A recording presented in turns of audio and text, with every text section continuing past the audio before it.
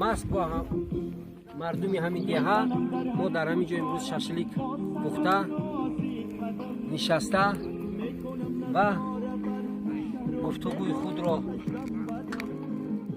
ادامه میدیم که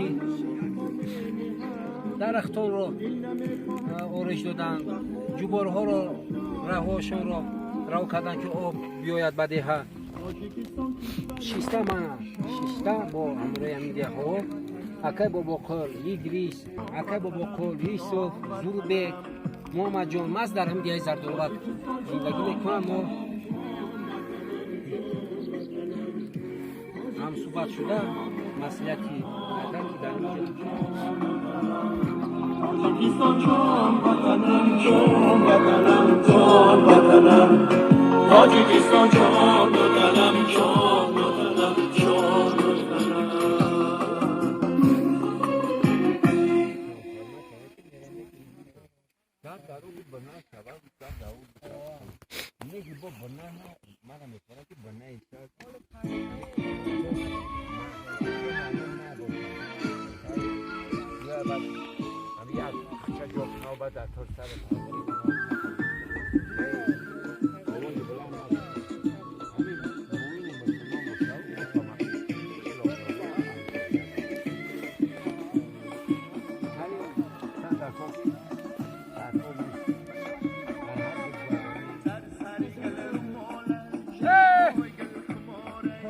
ماسچه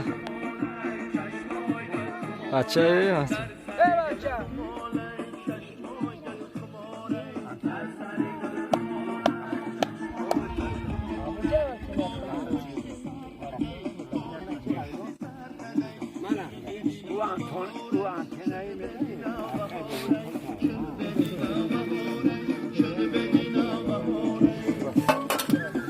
نه چه معرفی کنید گوشت‌های برای شاشلیک آماده، سیر، بله. مانا ایناش چی؟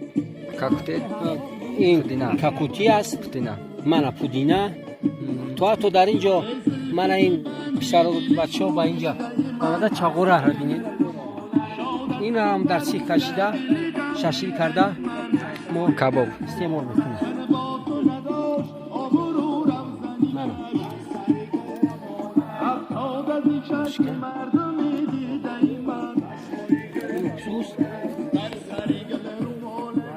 بله.